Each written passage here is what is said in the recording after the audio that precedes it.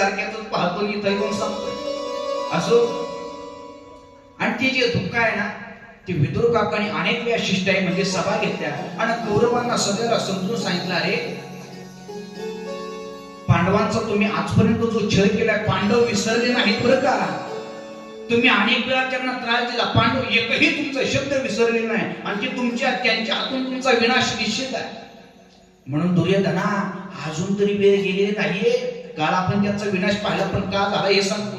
दुर्योधना अजूनही वेळ गेली नाही. एक काम करा, त्यांचं तुम्ही पत्त्याच्या डावामध्ये ते भोयसांब असणार आहे. धर्मराज्याचं तुम्ही अर्ध राज्य बरंच तुम्ही अतिक्रमण केलंय, हिसकावून घेतलं ना, गोडी गोडी ते देऊन टाका. आता असं म्हटल्याबरोबर नीतीनं बोलत होती विदुर काका. मग आता यांनी द्यायला पाहिजे होतं, पण त्यावेळेस दुर्योधन त्या ठिकाणी त्या भरसभेमध्ये अपमान केलाय. अरे हा दाशीचा पुत्र आहे म्हटले विदुर काका. असा कसा काका म्हटले, आला तर आला ना, आमच्या बापानं धृतराष्ट्रानं याला आल्या आल्या खुर्ची दिली बसायला. जसं काय आमदार आहे, जसं काय खासदार आहे. आज तुलाही आमच्या सभेतलं आमच्या पार्टीचं सेनापती बनवलं तर आमचंच अन्न खातून आम्हाला उद्देश करतो. अर्धराज्य देऊन टाका म्हणतो, नाही जमणार. हे विदुर काका, आम्हाला अशा ज्ञानाच्या भानगडीत पड नको, आमच्या राज्याच्या बाहेर निघून जा. विदुर काका भगवंताचे भक्त आहेत. विदुर काकांना सहन झालं नाही. सभेच्या बाहेर आले आणि आपला जो धनुष्यबाण आहे ना तो बाहेर उभा केला आणि हात वरती केले, म्हणजे सर्वांना निशाणा पोहोचला. मी अपक्ष आहे, मी कोणत्याही बाजूला नाही. पण वाईट याचं वाटलं, अरे कौरव हे आपलेच आहे, परंतु अनितीनं वागतात. यांचा नाश त्या ठिकाणी ठरलेला आहे, नाश 100% होणार आहे. पण आता आपल्याला एवढं बोलले, आपला अपमान झाला. शहाण्या माणसांना शब्दाचा मार असतात म्हणतो. विदुर काकांनी आपल्या शरीरावरचे जे काही राजवस्त्र आहे, सुंदर वस्त्र आहे, सगळ्याचा त्याग केला. वल्कल धारण केली. हस्तिनापुराची गाडी सोडलेली, हस्तिनापुरातून बाहेर निघून गेले विदुर काका. भव्य वस्त्र धारण केले आणि भगवान श्रीकृष्णाचं भजन सुरू केलं. श्रीकृष्ण श्रीकृष्ण श्रीकृष्ण. फार अंतर गेले आणि त्या ठिकाणी आता या हस्तिनापुराचं तोंडही पाहायचं नाही असं ठरवलं. पण इकडे तरी पांडवांना वाटत होतं आमचं राज्य आम्हाला मिळालंच पाहिजे. एक दिवशी धर्मराजानं देवाला निरोप पाठवला, देवा द्वारकेमध्ये जेवत असताना हस्तिनापुरामध्ये हात धुवायला येवा, लवकर ये.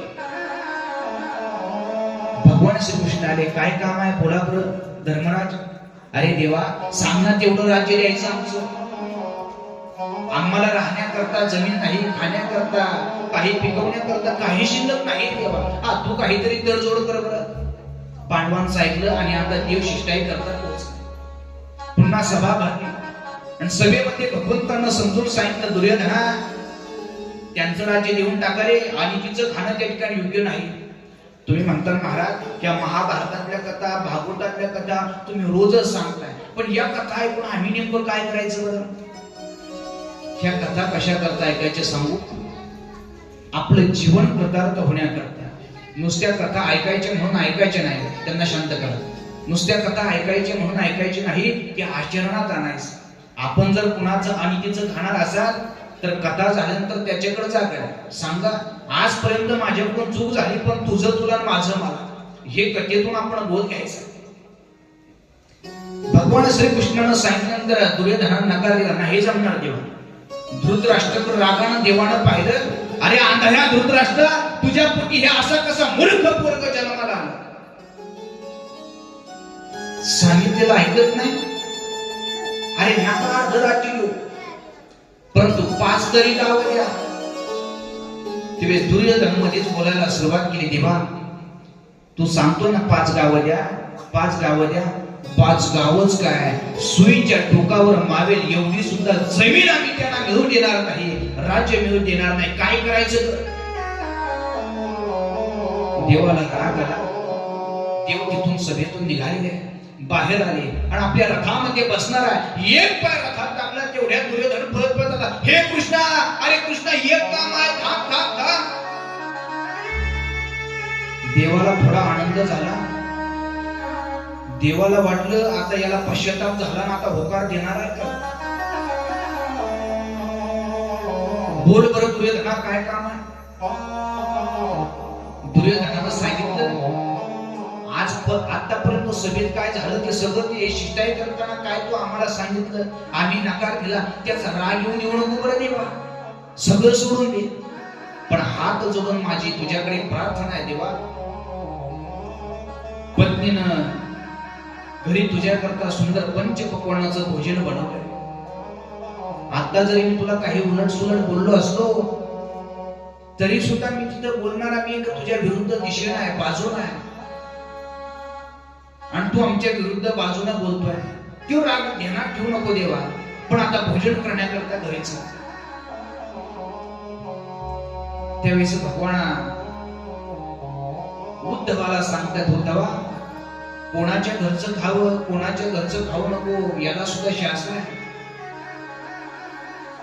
जो पाप करणारा मनुष्य आहे, सतत मांसाहार करणारा मनुष्य आहे आणि सतत वाईट प्रवृत्ती डोक्यामध्ये असणारा मनुष्य आहे ना, त्याचा घरचा आपल्याला सोन्याचा जरी घास भेटला ना तरी त्याचं घरचं अन्न खाऊ नये. आपण काल पाहिलं राजा परीक्षितीच्या डोक्यामध्ये पापी असणाऱ्या जरासंधाचा मुकुट आला तर एवढं भागवत घडलं. असणाऱ्या ऋषीच्या गळ्यामध्ये साप टाकला, फक्त पापी माणसाचा मुकुट आपल्या डोक्यामध्ये आलं, एवढं वाईट त्या ठिकाणी घडलं. तर असणाऱ्या पापी असणाऱ्या घरातलं आपण अन्न खाल्ल्यानंतर आपली बुद्धी तो सुद्धा तशीच पापी बनते. आणि दुर्योधन तर पापी सुद्धा.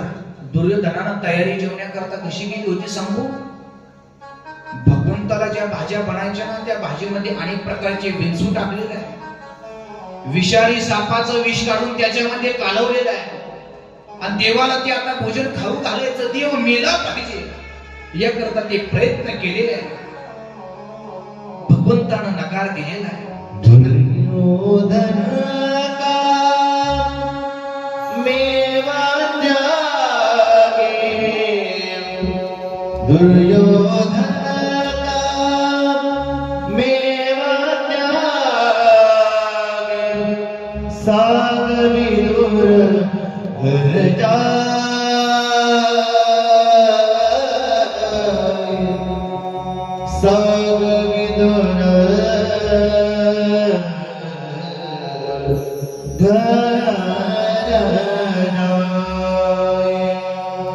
सबसे ऊंची प्रेम सगाई, सबसे ऊंची प्रेम सगाई,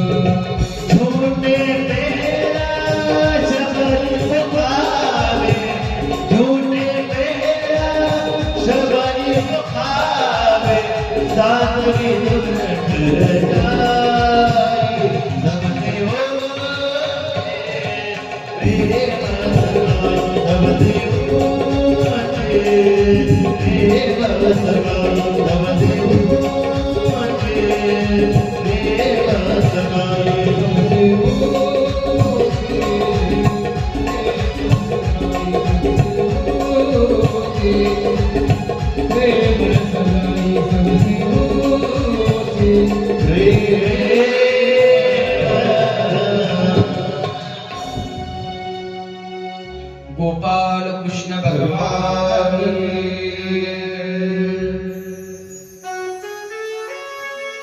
दुर्योधन सांगतो, देवा घरी सुंदर पंचपक्वान्नाचं जेवण बनवलं आहे, चल खाय.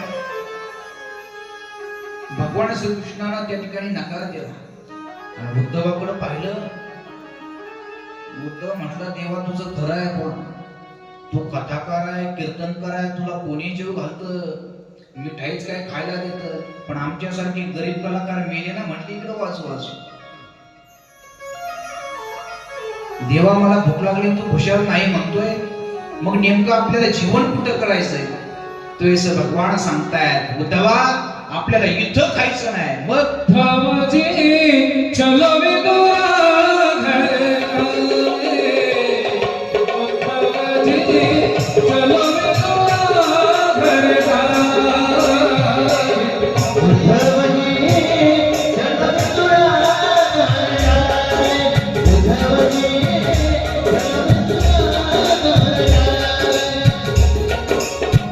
बड़े बड़े मंदिर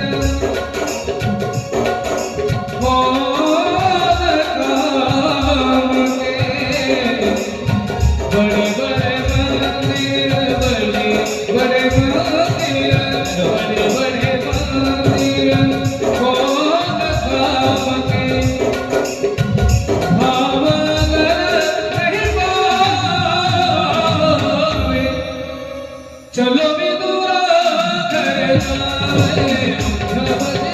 चलो विदुरा घर जाए, चलो विदुरा घर जाए। गोपाल कृष्ण भगवान की जय। भगवान श्रीकृष्णानं सांगितलं, उद्धवा आपल्याला इथं जेवण नाही करायचं, मग विदुराच्या घरी जायचंय. चल विदुरा घरी जावे. आता विदुर भगवान त्या ठिकाणी प्रभास क्षेत्राच्या ठिकाणी राहतात आणि विदुराला माहित होतं, कमीत कमी कानावरती बातमी तरी ऐकून होते, भगवान श्रीकृष्ण शिष्टाई करता येणार आहे.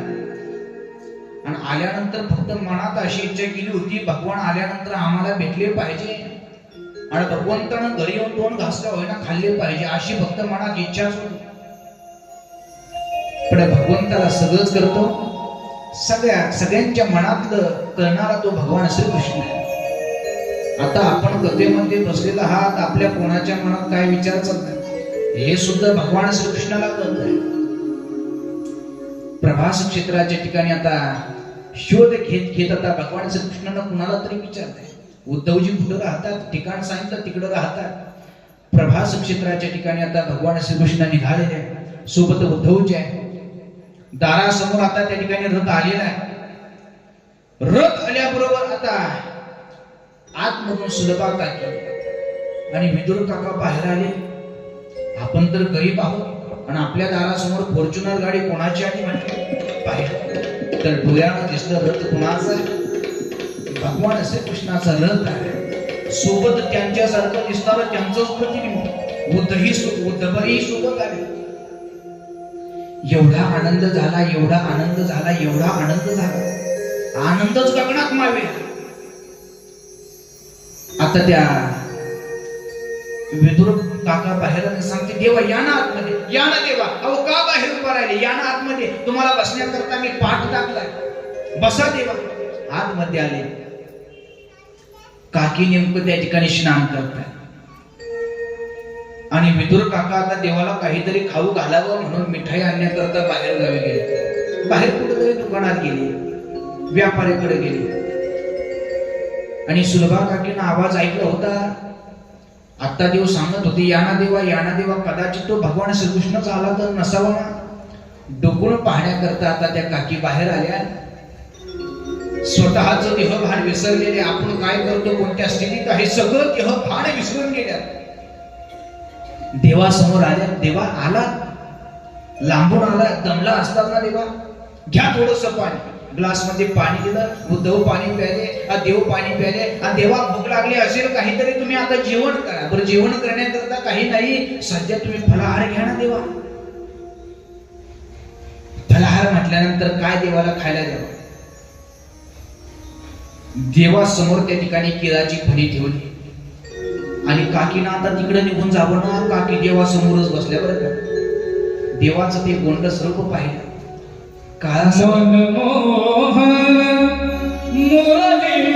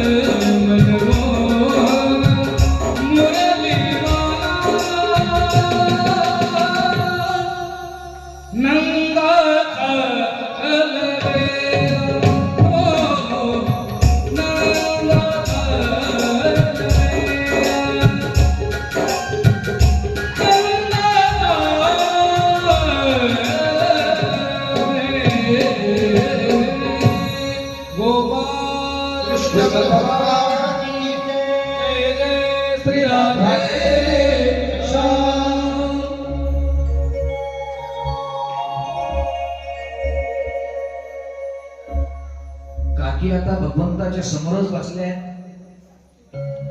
आणि त्या भगवंताला पाहिल्यानंतर त्याचं रूप पाहिल्यानंतर त्या भगवंतानं जणू काय काकीला वशच करून घेतलंय. काकी फक्त रूपच पाहत होत्या, भगवंताचं निरीक्षणच करत होत्या.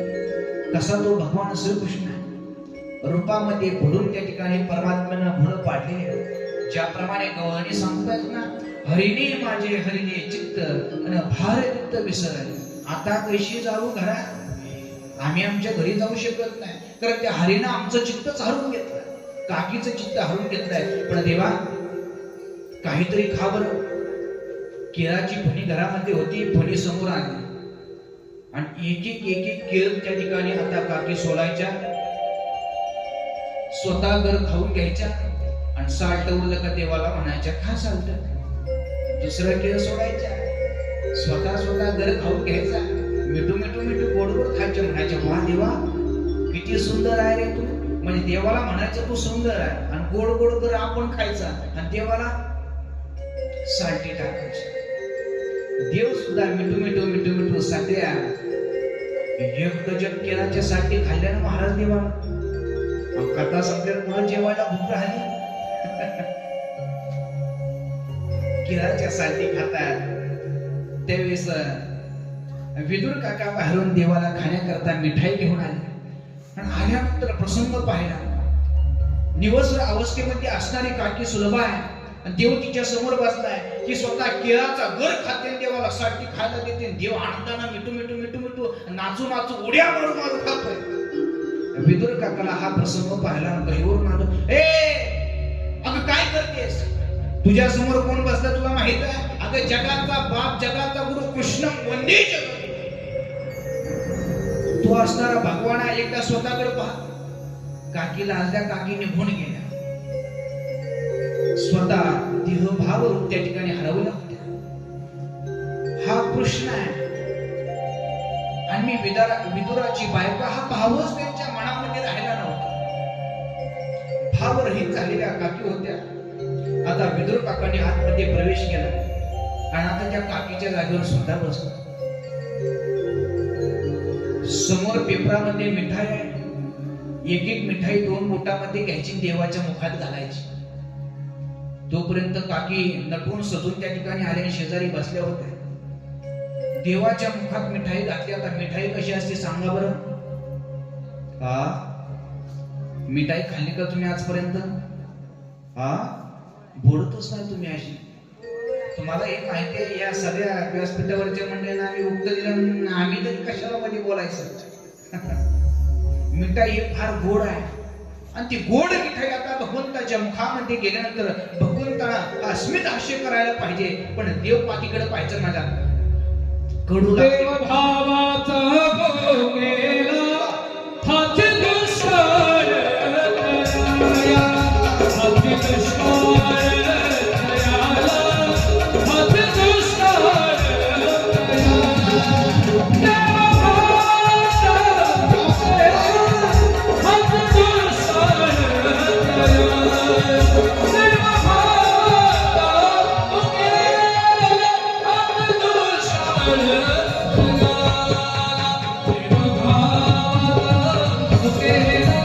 हाती दुष्काळ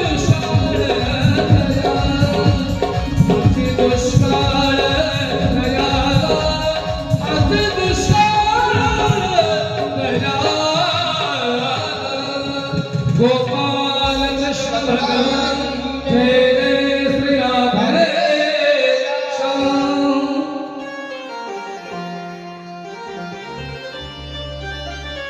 गोड गोड मिठाई खातायत आणि काकीनं सांगितलं, देवा अरपती देवाना गोड गोड लांब जाऊन घामाघूम होत होत मिठाई आणली आणि ती मिठाई खाताना वाकडं तिकडं तोंड का करतो. जणू काय एखादं लहान लेकरा जणू खायला लागलं. आणि दवाई या मेडिकल मधून हॉस्पिटल मधून त्याला गोळी आणली आणि गोळी दिल्यानंतर ती पोरग जसं कडू तोंड करत ना, देवा तसंच कडू तोंड करतोय. मिठाई काय कडू आहे का? बघ बरं, मी थोडी खाऊन पाहते, कडू आहे का, भेसो आहे का? काकीनं खाऊन पाहिजे, देवा किती गोड मिठाई आहे आणि तरी सुद्धा कडू लागते. पण विदुर काकांना कळत नव्हतं. विदुर काका सांगताय, देवा तुझ्या तर काकीतच चाललं, मला घ्या ना तुमच्या. मिठाई गोड आहे, खाताना कडू तोंड करतोय, नेमकं दिस इज द प्रॉब्लेम. देवा तुला प्रॉब्लेम तरी काय? देव सांगतो, काका हो काका, खरं सांगू का? पण मी सांगितल्यानंतर राग येत नसेल तर सांगतो. काकानं सांगितलं, सांग बरं देवा काय प्रॉब्लेम आहे, काय अडचण आहे? त्यावेळेस भगवान श्रीकृष्ण हसायला लागले, सांगायला लागले, देवा तुझी मिठाई खाऊ घालतोय ना, याच्यामध्ये मला प्रेम वाटत नाही. जी भावरहित होऊन जी काकी मला केलाची साठी खाऊ घालत होती ना, अंतरी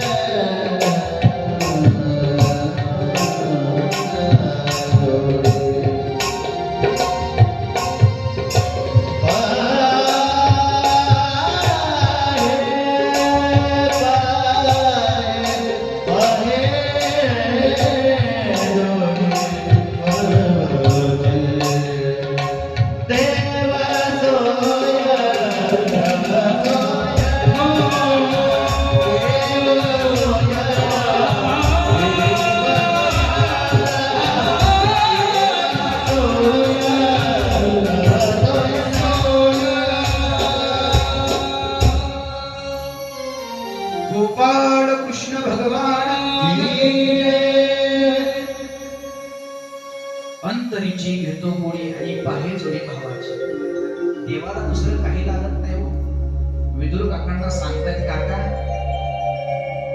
जी काकी मला केळाची साडी घालत होती ना, तिच्या अंतःकरणामध्ये जे प्रेम होतं ना, ते प्रेम मला हवंय देवा. तेच प्रेम मला पाहिजे काका, खऱ्या अर्थाने ते प्रेम. म्हणून भगवंताची सेवा करत असताना देव भावाचा भुकेला आणि हाची दुष्काळ आहे. देवाकडे एकच दुष्काळ, तो म्हणजे त्याला भक्त पाहिजे, पण ज्या भक्ताच्या अंतःकरणामध्ये प्रेम आहे तशा प्रकारचा भक्त हवा. नाहीतर वरवर फक्त मी देवाचा सेवक आहे, देवाचा भक्त आहे असा वरच्या रंगाने त्या ठिकाणी फुललेला भक्त देवाला आवडत नाही. मग तदनंतर आता हा नाश्ता झाला, नंतर देवाला खायला त्या ठिकाणी विदुरा काकींनी काय बनवलं तर इथं पाण्या माझी रांधलेल्या कण्या. आणि त्या कण्या पाहिल्यानंतर देवानं तुम्ही हातानं त्या ठिकाणी कण्या वरपायला सुरुवात केली. म्हणजे वा, अरे काय प्रेम आहे या कण्यामध्ये.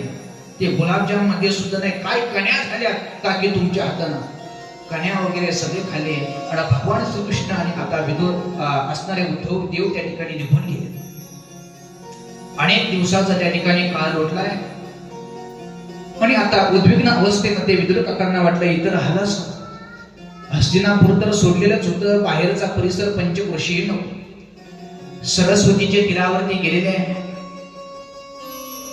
तिथूनही आता आपल्याला कोणीच उरकू नये म्हणून साधू वेश धारण करून ज्या ठिकाणी ब्रह्मा विष्णू महेश अशा प्रकारचे देवता आहेत, तीर्थक्षेत्र आहे, अशा ठिकाणी आता विदुर काका फिरतात. भारतभर फिरत फिरत ते प्रभास क्षेत्राच्या ठिकाणी आलेले आहेत. त्यांना कळालं की आता भगवान श्रीकृष्णाच्या सांगण्यावरून तिकडे धर्मराज आता राजगादीवर बसलेले आहेत आणि कौरवांचा आता नाश तर झालेलाच आहे. अत्यंत त्या ठिकाणी वाईट वाटलं. पण हा विचार करत असताना आता उद्धवजीची काही दिवसानंतर भेट झाली आणि उद्धवाचं दर्शन झाल्यानंतर संत दर्शनी हा लाभ आणि पद्मनाभ जोडला. मी मगाशी बोललो उद्धव हे भगवान श्रीकृष्णासारखेच दिसत होते. आता त्यांचं दर्शन झाल्यानंतर विदुर काकांना आनंद झाला आणि उद्धवाला आता प्रश्न करतायत, का रे उद्धवा, मला असं कळालं हस्तिनापुराची गादी आता पांडवांच्या ताब्यात गेली, विजय झालाय, पण सुखरूप राज्य करतायत ना, की सात्यकी असेल, बलराम असेल, सर्व त्या ठिकाणी सुखी आहेत ना. तुम्ही तर देवाचे जवळचे आहेत, लाडके आहेत आणि आवडते भक्त आहेत. त्याच्यामुळे तुम्हाला सर्व त्या ठिकाणी माहित आहे. पण सगळं विचारल्यानंतर उद्धवाला आता विदुर काका विचारतात, उद्धवा अरे सगळ्याची माहिती काढली पण हा त्या देवाचं मी विचारायचंच राहून गेलो. देवाचं बरं चाललं ना, तुम्ही आमच्या परमकृतीमध्ये तेव्हा आले, तुम्ही फार मोठ्या घरचे व्हा, पण आम्ही एकदम त्या ठिकाणी आता पहिलं सेनापती होतो, युद्धामध्ये कौरवांच्या बाजूने होतो, सेनापती होतो, श्रीमंत होतो, पण ते सोडल्यानंतर वल्कल धारण केलेली गरिबी होती. पण आमच्या घरी ज्यावेळेस तुम्ही आले ना, ते केळं खाल्ले, त्या कण्या खाल्ल्या, फार आनंद वाटला. पण ते देवाचं सगळं मला तो प्रसंग आठवतोय उद्धवा, किती सुंदर तुम्ही आले होते. मग त्या देवाचं काय चाललं. आता भगवान श्रीकृष्णाचं नाव घेतल्याबरोबर उद्धवाच्या डोळ्यातून अश्रू यायला लागले. कंठ त्या ठिकाणी दाटलेला आहे आणि भगवान श्रीकृष्णाची आठवण झाली. त्याचे कारण रडायला लागला होता,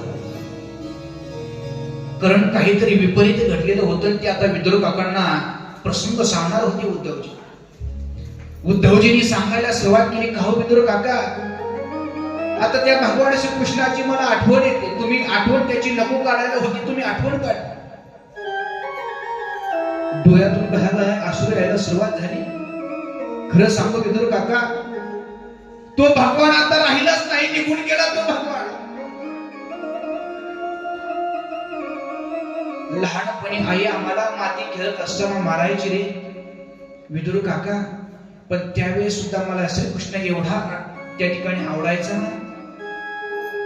मातीचा चिखल करायचो मी आणि चिखल केल्यानंतर घोडा बैल करत नसे तर त्या चिखलापासून भगवान श्रीकृष्णाचीच मूर्ती बनवायची.